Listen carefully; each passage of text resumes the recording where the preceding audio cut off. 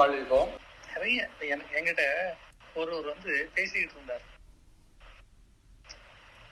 என்கிட்ட வந்து பேசிட்டு இருந்தார். அவர் வந்து ஒரு போலீஸ்கார்.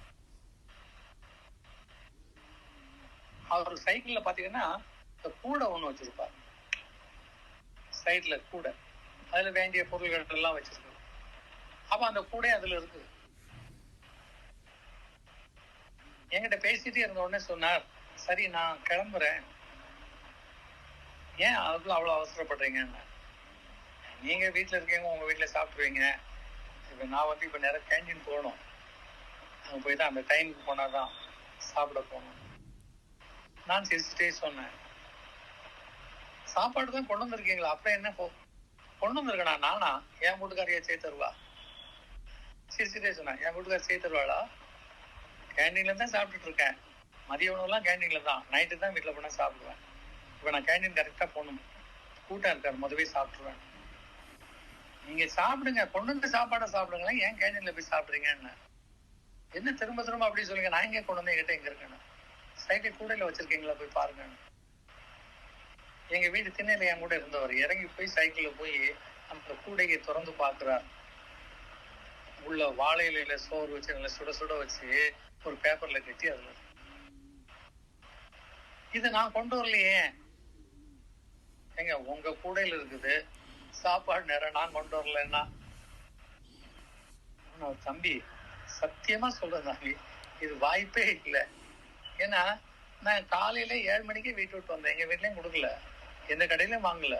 அப்புறம் எப்படி வந்துட்டு சாப்பிடுங்க. ஞானத்துக்குன்னு வந்து உட்கார்ந்தீங்கன்னா பசிக்காது, பசிக்க விடாது. 2 மணிக்கு நீங்க போனா போதும் சாப்பிடுங்க. பட்டுன்னு கால் விடுறேன், அதுவரை என் கால் தொட மாட்டேன். ஃப்ரெண்ட்லியா பேசிட்டு போயிட்டு இருந்தார், காலில் விழுந்துட்டார். இப்பதான் உணர்ந்தார். எதுக்கு சொல்ல வரேன்னா, எது தேவையோ அது கிடைக்கும். இயல்பை விட்டு நகர்ந்து விடாதீர்கள். அதிசயம் அற்புதம் எல்லாம் இயல்புக்கு தான்.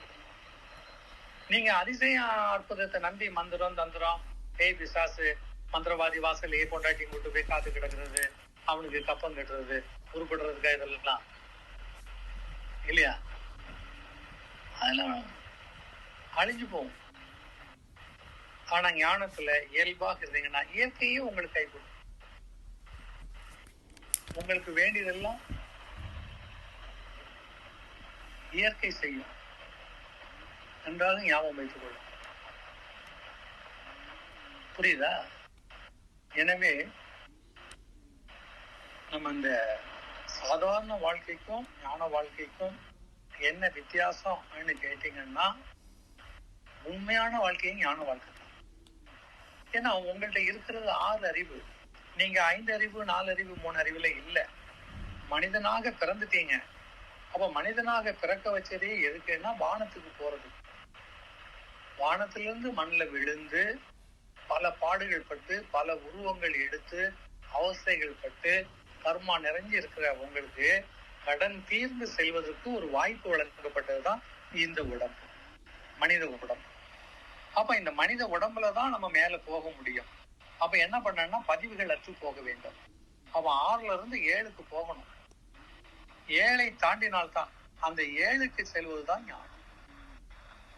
7ஆம் அறிவு ஞான அறிவு, 6ஆம் அறிவு மனித அறிவு. ஞாபகம் வைத்துக் கொள்ளும். 7ஆம் அறிவு ஞான அறிவு, அது தெய்வத்தன்மை வாய்ந்தது. அப்போ the difference between ordinary life and ஞான life, ஞான வாழ்க்கைக்கும் அதுக்கும் உள்ள வித்தியாசத்தை நீங்க பாத்தீங்கன்னு சொன்னா எப்படி இருக்கும்? ஞான வாழ்க்கையில அதிசயங்கள் நிறைஞ்சிருக்கும், அற்புதங்கள் நிறைந்து. சாதாரண வாழ்க்கையில் அப்படி அல்ல, அது கர்ம வாழ்க்கை. அப்ப அதை விட்டு தாண்டதுக்கு தானே இந்த பிறப்பு. அப்புறமா நான் தாண்ட மாட்டேன்னு சொன்னான், கொழுப்பு தானே. முயற்சி பண்ணணுமா இல்லையா?